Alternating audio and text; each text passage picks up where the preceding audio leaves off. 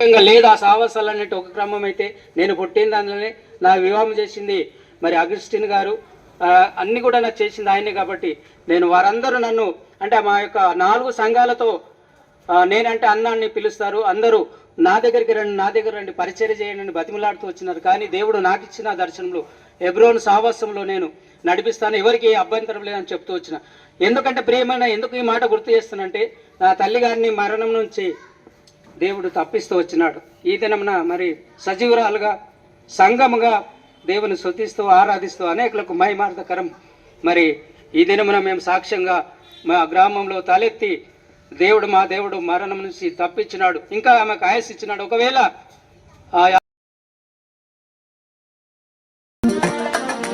పరలోకమో నా దేశమో పరదేశి నేనిలా మాయలోకమేగ నేను యాత్రికుడను. పరలోకమో నా దేశమో పరదేశి నేనిలా మాయలోకమేగ నేను యాత్రికుడను.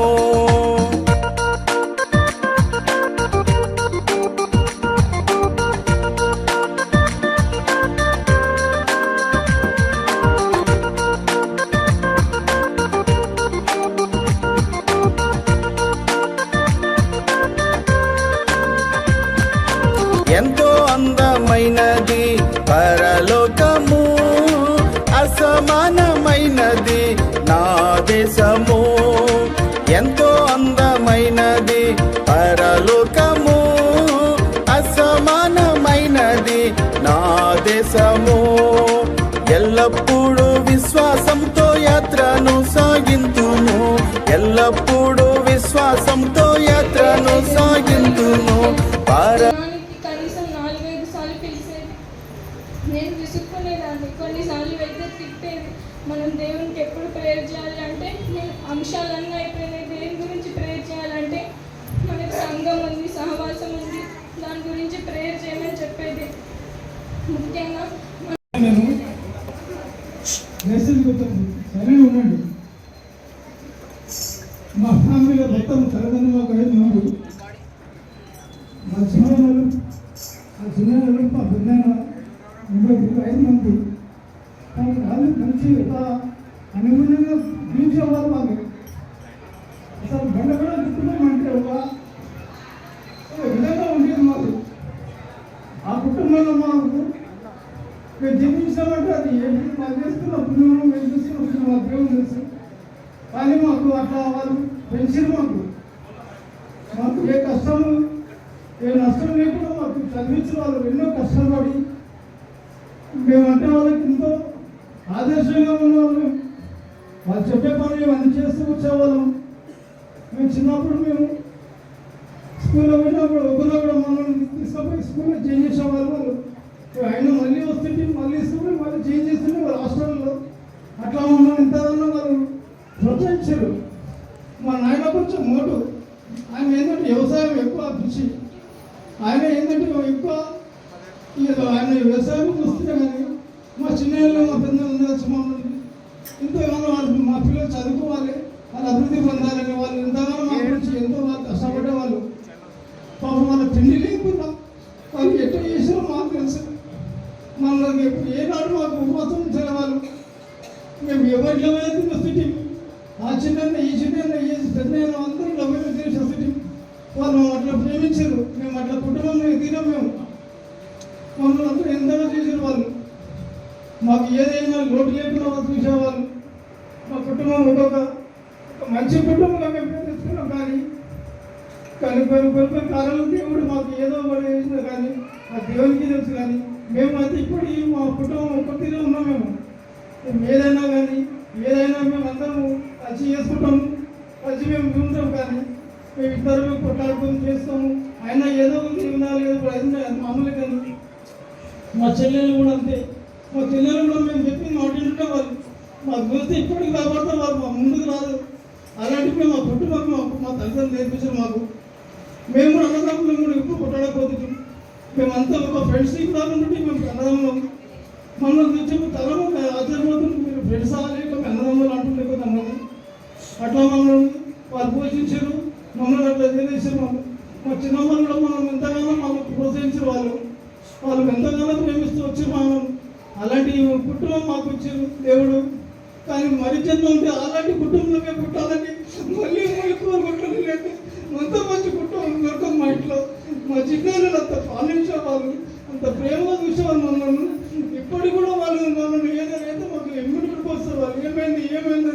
కానీ ఆ తల్లిదండ్రులకు దండం పెట్టారు, అలా కాలుముద్రం కూడా మేము అందుకు. అలాంటి దేవుడు మాకు ఇచ్చే కుటుంబం, అంత దేవుడు మాకు ఇంతగానో మాకు వెళ్ళేసి వచ్చిండు. అయినా మనం ఒక రకంగా మాకు దేవుడు మాకు అనిపించండి. దేవుడు మందిరం అంటే తెలియదు, అన్నింటిలో మాకు ఎంతగానో వాళ్ళు చూపించినది అంతా మాకు దేవుడు ఎన్నోగానో ఇచ్చిండు. మా తల్లిదండ్రులు కూడా మాకు అందరికీ కృతజ్ఞతలు. వాళ్ళు పాపం కష్టపడి అలీలు మంచి మాకు ప్రమాదం చూపించిన వాళ్ళు మాకు దేవుడి దేవాలు అన్నింటిలో వాళ్ళ దేవుడు మాకు ప్రోత్సహిస్తున్నారు. ఈ పార్టీ పెట్టుకున్నాం మేము. వాళ్ళ ప్రోత్సాహం, వాళ్ళ దేవుడు చేసిన వాళ్ళ పేరు మాకు, వాళ్ళ దీవెన మాకు ఎప్పటికీ ఉండాలని మేము కోరుతున్నాము. ముఖ్యంగా దేశం చెప్తారండి, ఈ భౌతికాన్ని మంచిగా తీసుకోవాలని ఏం చెప్తున్నా. వాళ్ళు కష్టపడ్డే కష్టము మాకు తెలుసండి. మా కుటుంబం ఎట్లయితే మాకు అన్నీ తెలుసు. మాకు ప్లీజ్ మీరు అందరూ నిజం దేవుని నామాలు చెప్తున్నా, మీకు దండం పెడుతుందని. మీరు అందరూ నిజంగా ఉండాలి, అందరూ మంచిగా ఉండాలి, అందరూ మనం ఒక కుటుంబంగా ఉండాలి. మనం అందరూ ఒక కృష్ణాటి కానీ ఒక బంధుమిత్రులుగా మనం తీసుకోవాలి. ఏదే కానీ ఇలాంటి కులాలను మనం చేయొద్దు, మన దేవునికి తగదు. మనం అందరూ దేశం చెప్తున్నా, మనం హ్యాపీగా తీసుకోవాలి. చావనేది మరణం అనేది అది దేవుడు మనకి నియమించితే మనం హ్యాపీగా ఉండాలి. మనకి శత్రువులు ఎన్నో రకాలు చేస్తూ ఉంటారు, కానీ మనం దేవుని అందరం కలిసిమెలిసి ఉండాలి. అది దేవునికి మంచిది. మనం అలాంటి జీవితం కలిగి ఉండాలని నేను మీకు అందరికీ కోరుతున్నా. Praise Lord. కుటుంబంతో పాల్గొనేదాని కొరకే దేవుని యొక్క సేవకులుగా సంఘముగా మీరు అనుభవిస్తూ వచ్చినటువంటి సమయాన్ని కొంచెం ఓపిక పట్టినట్లయితే మా అమ్మతో మాకున్న అనుబంధము, సంఘంతో ఉన్నటువంటి అనుబంధాన్ని 2 మాటలు చెప్పాలని ఆశిస్తూ ఇక్కడికి వచ్చాను. ముఖ్యంగా ఈ కుటుంబము, మా అమ్మగారు, కొత్తవాళ్ళు కూడా, వాళ్ళు 7 అక్క చెల్లెళ్ళు, మా అమ్మవారు, పెద్దమ్మలు అందరం కలిసి లాస్ట్ రౌండ్ వచ్చి సెకండ్ నెంబర్ మా అమ్మాయి. అయితే ఫస్ట్ నుంచి కౌంట్ చేస్తే 5th వన్. ఒక మామయ్య, 7 అక్క చెల్లెళ్ళు, ఒక మామయ్య. అయితే 8 మందిలో మా అమ్మగారు, మా చిన్నమ్మ, అందరికంటే చిన్నమ్మ, వాళ్ళు మొదటిగా ప్రభువును తెలుసుకొని ప్రభు యొక్క రక్షణ అనుభవాన్ని పొందినటువంటి వారు. ఆ తర్వాత బాప్తిజం కొరకైనటువంటి సిద్ధపాటప్పుడు ఎయిర్పోర్ట్కి వెళ్ళి వస్తూ ఉంటుంట. అయితే దేవునికి దాసులు సిడి దాసన్ అంకుల్ గారు, ఆ అంకుల్ ద్వారా, సిడి దాసన్ అంకుల్ ద్వారా అమ్మ బాప్తిజం తీసుకుంది. అయితే పెద్దలు చెప్పినటువంటిది, ఆమెకు, మా అమ్మకు నాన్నకి కొత్తవాళ్ళు బిఏ రాజ్యమ్మ అని పెళ్లి చేసినప్పుడు 1966లో పెళ్లి జరిగింది. ఆ 2 బైబిల్స్ ఇద్దరు దేవుని యొక్క దాసులు గిఫ్ట్ ఇచ్చినారట. అయితే ఆ గిఫ్ట్లో బి ఎర్రొల్ల రాజమ్మ, అంటే బండ్లగూడెం రాజమ్మ, ఎర్రొల్ల రాజమ్మ అని 2 కలిపి పెట్టినారు అప్పుడు. అంటే ఇక పెళ్ళి అక్కడ ఎర్రొల్ల నుంచి బండ్లగూడెంకి వచ్చిందని. నాన్నకు కూడా పెద్ద బైకులు మొన్నటి వరకు కూడా ఉన్నాయి. అవి ఇలా నిజంగా చివరిగా అక్కడ ఉన్నాయి. అయితే అప్పుడు ఆ టైంలో పెళ్లి కొరకు సిద్ధపాటు ఎవరు చేయాలంటే వెంకటరత్నం చూడాలి, మళ్ళీ చూడాలంటే లేదు బక్సింగ్ అంకుల్ గారు అందరట, సిడి దాసన్ will go and do the marriage at కొత్తవాళ్ళగూడ అని అన్నప్పుడు మొట్టమొదట అయితే ఈ ప్రేమవాదిపేటలోనే హట్, ఒక చిన్న గుడిసెలో మొట్టమొదటి పెళ్లి నాన్న వాళ్ళ దగ్గర జరిగింది. సిడి దాసన్ అంకుల్ గారు చేసినారంట. ఇప్పుడు భాస్కర్ అంకుల్ కూడా బాగా ఈ విషయం మాకు ముందుగానే చెప్తూ వచ్చాడు. కనుక వాళ్ళ పెళ్ళి మేము ఎంత ధన్యులమని ఫీల్ అవుతామంటే, మా అమ్మ నాన్న వాళ్ళ పెళ్ళి దేవుని యొక్క దాసుల చేత బక్సింగ్ గారు ఆయన చెప్పిన మాటలు బట్టి వ్యాక్సిన్ తీసుకున్నది కూడా దాసనాకుల ద్వారా, తర్వాత పెళ్లి కూడా జతపరచబడ్డారు కూడా దాసనాకుల ద్వారా. ఇది ఆత్మీయమైనటువంటి ఆశీర్వాదం కొరకేనే అని మేము నిజంగా తెలిసినప్పుడు చాలా సంతోషిస్తూ వచ్చాము. అయితే మేము మా కుటుంబంలో మేము ఇక సమయం లేదు కాబట్టి షార్ట్ చెప్తా ఉన్నా, మేము 8 మందిని, ఒక అన్న, ఒక అక్క, ఆల్టర్నేట్గా మేము 4 అన్నదమ్ములు, 4 అక్క చెల్లెళ్ళు మా కుటుంబంలో. మొత్తం చూస్తే ఇక్కడ మా ప్రేమవంతపేటలో 5 చిన్న అన్నదమ్ములు, మా నాన్నలు, నాన్న 3వ వాడు. అయితే ఈ అందరిలో చూస్తే మా కుటుంబం అంతా కూడా అన్నదమ్ములలో 11 మంది బ్రదర్స్ మీ, దాదాపుగా 18 మెంబర్స్ సిస్టర్స్ మీ. ఇవందరూ కూడా కలిసినట్టుగా ఒక ఏదైనా చిన్నపాటి విందు జరగాలి అని అంటే ఆ విందుకు మా కుటుంబమే సరిపోయేది. అయినా కూడా పిలిచి ఇంకేదైనా చేయాలంటే, కార్యక్రమాలు చేయాలంటే ఇంకా అది పెద్ద ఎత్తున జరగాల్సిందే. మినిమం 1000 మందితో కొట్టుకోవాల్సినటువంటి పని. అయితే ప్రతి సండే కూడా మా ఇంట్లో దేవుని యొక్క దాసులు అప్పుడు అగస్టిన్ అంకుల్ గారు, నేను చిన్నప్పటి నుంచి స్కూలింగ్ అప్పుడు నర్సరీ అప్పటి నుంచి తెలిసేది, ప్రతి సోమవారము గృహ కూడిక జరిగేది. అగస్టిన్ అంకుల్ గారు వచ్చి మొట్టమొదట ఏవేళన్న వారి ఇంట్లో కూడిక స్టార్ట్ అవుతుంది అది ఒక సండే పరిచయకు వచ్చినప్పుడు చెప్పేది. అట్లా ప్రతి సోమవారం కాలేజ్ మీటింగ్ జరుగుతూ ఉండేది. అది జరుగుతూ క్రమక్రమేణా అది కంటిన్యూషన్ అవుతా ఉంది. ప్రతి వారం కూడా కాలేజ్ మీటింగ్స్, తర్వాత విలేజ్ మీటింగ్స్.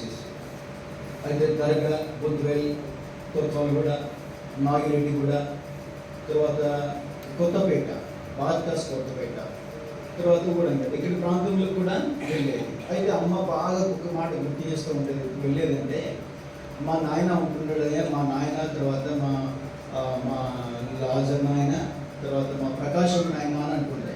అమ్మ ఎవరమ్మంటే ప్రకాశం నాయన, ఆయన చదువుకుంటున్నాడు, ఆయన చదువు చెప్తాడు, టీచర్, ఆయన హెడ్ మాస్టర్గా ఇప్పుడు వచ్చి, తర్వాత ఆయన క్యాడర్ కూడా పెరుగుతుంది.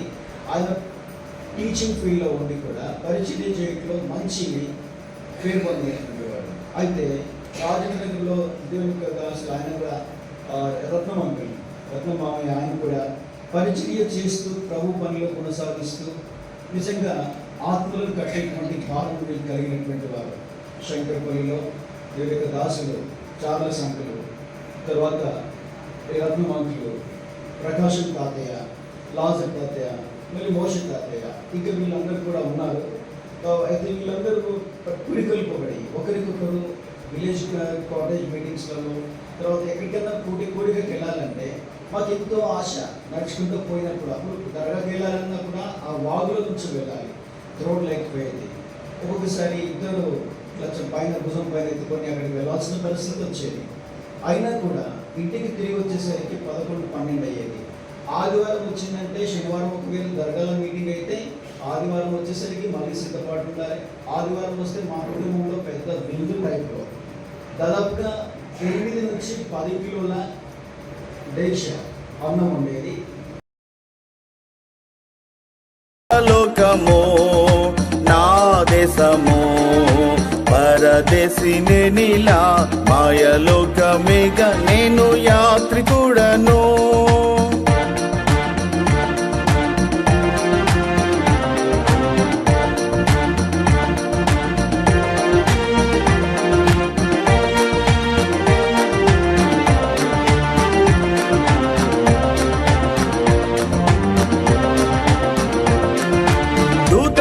పాడుచుందూరు పరమందున దివారాత్రములందు పాడుచుందూరు. దూతలు పాడుచుందూరు పరమందున దివారాత్రములందు పాడుచుందూరు. పావనుని చూచి నేను హర్షింతును నిత్యము, పావనుని చూచి నేను హర్షింతును నిత్యము. పరలోకమో నా దేశమో పరదేశిని నీలా మాయలోకమేగా నేను యాత్రికుడను.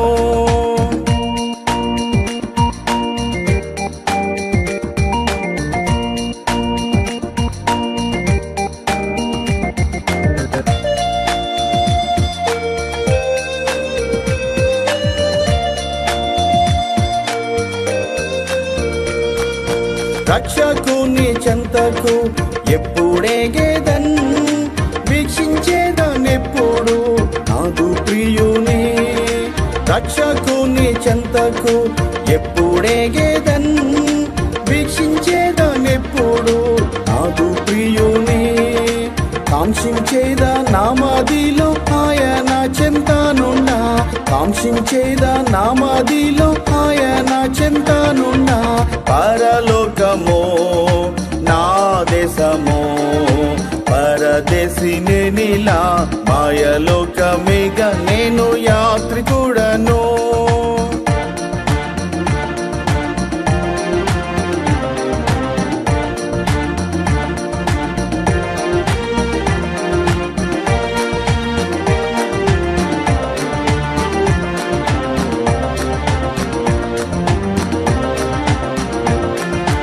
అద్దరికి ఎప్పుడు నేను వెళ్ళేదన్ ఆగుపాడుచున్నది గమ్యస్థానము అద్దరికి ఎప్పుడు నేను వెళ్ళేదన్ ఆగుపాడుచున్నది గమ్యస్థానము అచ్చటనే చూచేదాను పరిశుద్ధులెల్లరిన్ అచ్చటనే చూచేదాను పరిశుద్ధులెల్లరిన్ పరలోకమో నా దేశమో పరదేశినే నీలా మాయలోకమేగా నేను యాత్రికుడను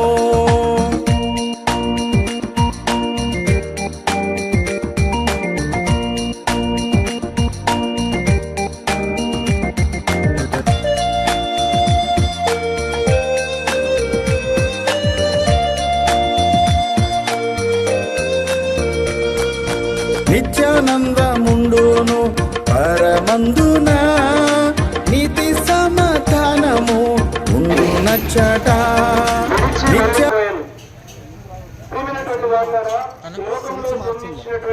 కొత్త చేసిన విడిచి వెళ్ళిపోవలసినటువంటి గడియ ఒకటి ఉంటా ఉన్నది. ఈనాడు మానవుడు గ్రహించలేనటువంటి సత్యం ఏంటంటే సెల్స్ ముంగట ఉన్నది విడిచి వెళ్తాను అనేటువంటి సత్యాన్ని మరచిపోయి జీవిస్తున్నారు. విడిచి వెళ్ళకముందు దేవుని వాక్యం సెలవిస్తా ఉంది, లోకంలో జన్మించిన మానవులందరూ కూడా అవిధేయులై ఆజ్ఞను అతిక్రమించి పాపములు చేసినటువంటి వారుగా ఉన్నారు. సత్యవేద గ్రంథం సెలవిస్తా ఉంది, పాపము వలన వచ్చు జీతము మరణము అని. బహుశా మీరు అంటుండవచ్చు, మరణం అంటే ఈ లోకంలో జన్మించి ఈ రోజు వెళ్ళిపోవాల్సిందే కదా, అదే మరణం అని మీరు అనుకుంటున్నారు. దేవుని వాక్యం అలా సెలవించడం లేదు. మరణం అనగా ఈ లోకంలో జన్మించి జీవించి వారి వారి క్రియలు వెంట పెట్టుకుని వెళ్ళిపోయేటువంటి వారు. ఆ క్రియలు ఏంటంటే మానవులు జన్మించింది మొదలు జీవితంలో ఎన్నో రకాలైనటువంటి మోసము, అబద్ధము, రకరకాలైనటువంటి పాపములు కలిగినటువంటి వాడిగా ఉంటాడు. ఈ పాపములన్నీ మానవుని వెంబడించి మానవుని వెంట వెళ్ళినవిగా ఉన్నాయి. ఈ క్రియల వలన మానవుని జీవితానికి మరణం ఉంది. ఈ మరణాన్ని తప్పించడానికి కొరకు ఆ పరమాత్ముడు ఆ పరలోకమును విడిచి మానవుడిగా ఈ లోకానికి వచ్చి కలవరి శిలలో ప్రాణం పెట్టి సమాధి చేయబడి తిరిగి లేచారు. ఆయన విశ్వాసం ఉంచిన వారు, ఆయనను నమ్మిక ఉంచినటువంటి వారు, ఆ పరమాత్ముని నమ్మినటువంటి వారికి పాపము నుండి విడుదల, పాపము నుండి మరణం నుండి శిక్ష నుండి తప్పించి నిత్య జీవనంలో ప్రవేశము పొందడంలో కలిగినటువంటి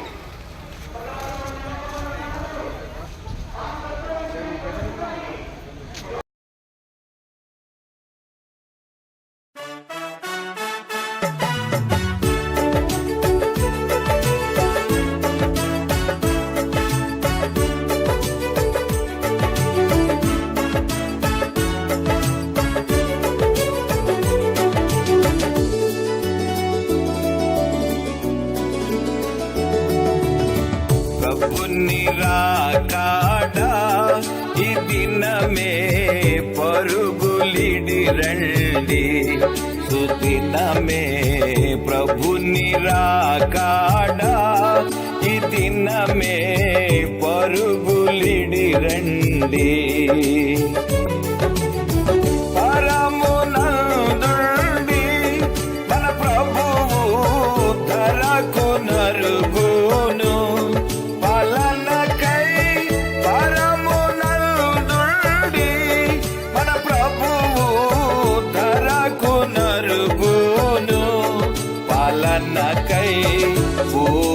శబ్దముతో జనులారా ప్రభుని రాకాడా. దేహం యేసు ప్రభుది.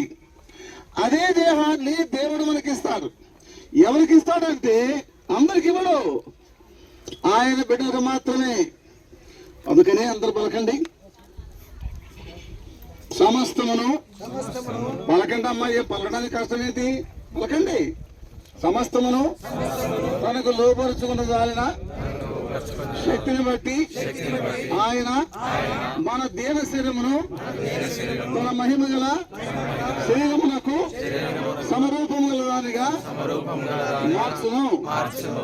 యేసు ప్రభు యొక్క దేహం ఏ రూపంలో ఉంటుందో ఆయన నమ్మినటువంటి బిడ్డలమైనటువంటి మన దేహం కూడా అటువంటి సమానమైన రూపంలోకి దేవుడు మారుస్తాడు. మన రాజమ్మ సృష్టి యొక్క దేహాన్ని ఆ రూపంలో మారుస్తాడు. నీ దేహం నా దేహాన్ని కూడా మారుస్తాడు. ఈ దేహము ఈ లోకంలో జీవించడానికి సరిపోయే దేహం. ఇది తల్లిదండ్రుల ద్వారా దేవుడు మనకి ఇచ్చాడు. 70 ఏళ్ళు, 80 ఏళ్ళు, 100 ఏళ్ళు, 90 ఏళ్ళు, 110 ఏళ్ళు కూడా బతుకుతున్నారు. అయితే ఈ లోకంలో జీవించడానికి దేహం సరిపోతుంది, కానీ ఈ దేహంతో పరలోకంలో మనం జీవించలేం. అందుకని అక్షయమైన, అమర్షమైన, ఘనమైన, బలమైన, మహిమ కలిగిన దేహాన్ని దేవుడు మనకి ఇస్తాడు. ఆ దేహంతో యేసు ప్రభు పరలోకంలో ఉన్నాడు. ఆ దేహంతో మనం కూడా ఉంటాం. పరలోకంలో మనం ఏ రూపంలో ఉంటామనేటువంటిది ఇంకొక వాక్యం చూద్దాం. లూకా సువార్త 20వ అధ్యాయం 36వ వచనం. లూకా 20:36. దయచేసి అందరూ పలకండి. మనము ఈ అందరికి ఆకలి అవుతుంది, అర్థమైపోయింది. మనము పునరుత్థానములో కొంచెం ఆగండి, ఎందుకంటే కొంచెం కొంచెం సమాయించుకొని చెప్పాలి కదా. మనము దేవదూత సమానులను దేవుని కుమారులై ఉందుము. మనమందరము దేవదూత సమానులమును దేవుని కుమారులమునై ఉందుము. మనము చావనే చావము. చనిపోయినటువంటి దేవుని బిడ్డలందరూ కూడా దేవదూత సమానులుగా ఉంటారు. వాళ్ళు నల్లంగా ఉన్న ఈ లోకంలో, లేకపోతే ఇంక ఏ రూపంలో ఉన్నా, పరలోకంలో మాత్రం ఏ రూపంలో ఉంటారు? దేవత రూపంలో ఉంటారు. దేవుని దూతలు ఏ రూపంలో ఉంటారు? నల్లగుంటారు. నల్లగుండేది సైతాన్ దూతలు, అర్థమైందా? దేవుని దూతలు తెల్లగుంటారు. రక్షించబడిన వారందరూ కూడా పరలోకంలో దేవుని దూతలుగా ఉంటారు. అటువంటి అనుభవంలోనికి మనం పోవాలంటే మరణం ద్వారా మాత్రమే. అందుకని దేవుడు మనుషులను మంటికి మార్చున్నాడు. ఒక దినం రాబోతుంది, సమాధుల్లో ఉన్నటువంటి వారి సంగతి ఏమవుతుందో చూద్దాం. ఇంకో 5 నిమిషాల్లో ముగిస్తాను. ఏందబ్బా ఈ ప్రసంగి కూడా దొరికిన సమయం అని చెప్పి బహుదీర్ఘం తీస్తున్నాడని చెప్పి అనుకోవద్దు. దేవుని వాక్యంలో యెషయా గ్రంథం 26వ అధ్యాయం 19వ వచనం.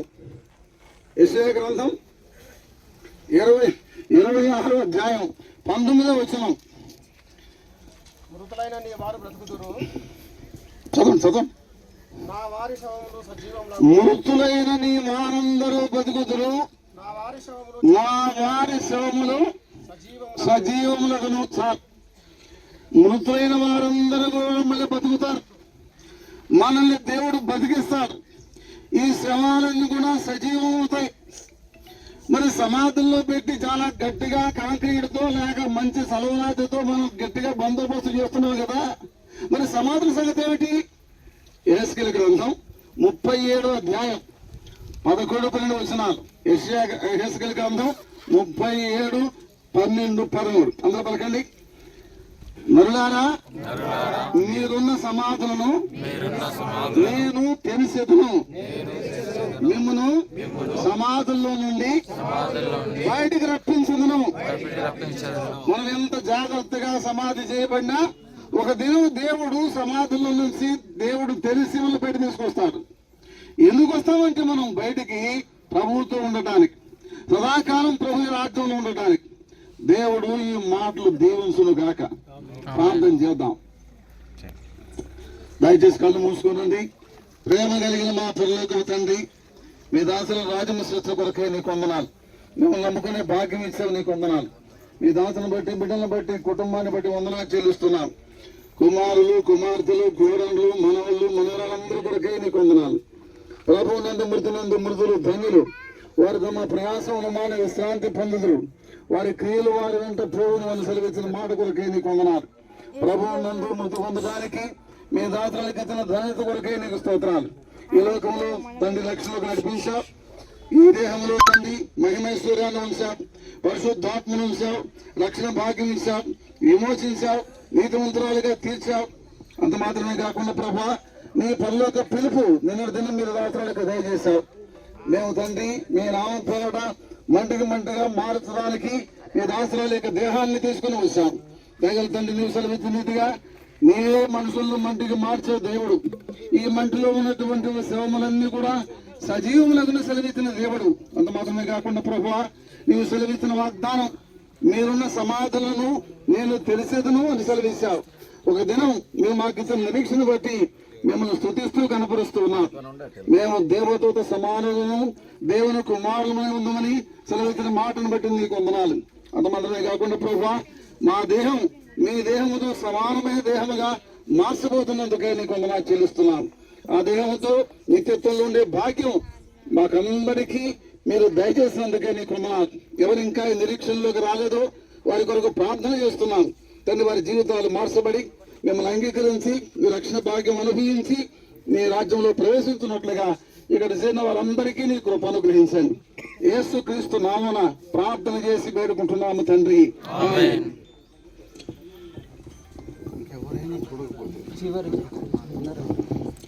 ఒక పాట పాడదాం. ఇంకెవరైనా చూడని వారు ఉంటే చూసిన వాళ్ళు మళ్ళీ రావద్దు. చూడని వాళ్ళు ఎవరైనా లేటుగా వచ్చి మేము చూడాలనుకుంటున్నారు అప్పుడే మూసేశారని చెప్పి నింద వేయకుండా అమ్మ దయచేసి వచ్చి చూడండి. ఒక పాట పాడతాం.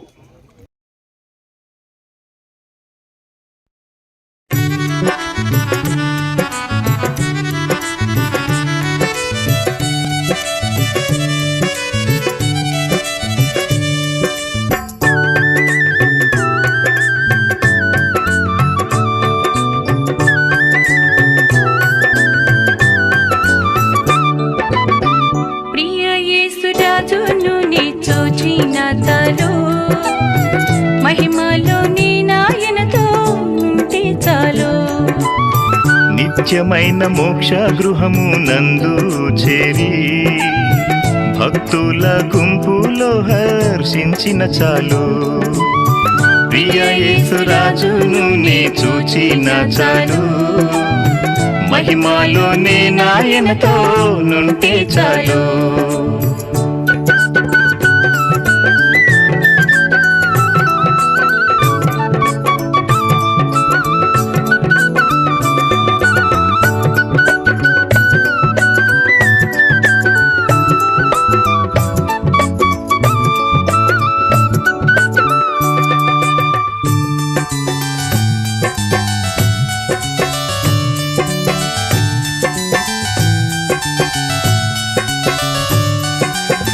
ముండ్ల మా కూటంబైన తలను జూచి స్వర్ణ కిరీటం పెట్టి ఆనందింతు. ముండ్ల మా కూటంబైన తలను జూచి స్వర్ణ కిరీటం పెట్టి ఆనందింతు. కొరడాతో కొట్టబడిన వీపుంజూచి కొరడాతో కొట్టబడిన వీపుంజూచి ప్రతి ఒక్క గాయమును ముద్దాడేదన్.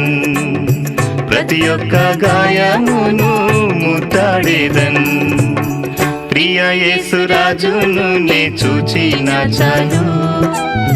మహిమలోనే నాయనతో నుంటే చాలు.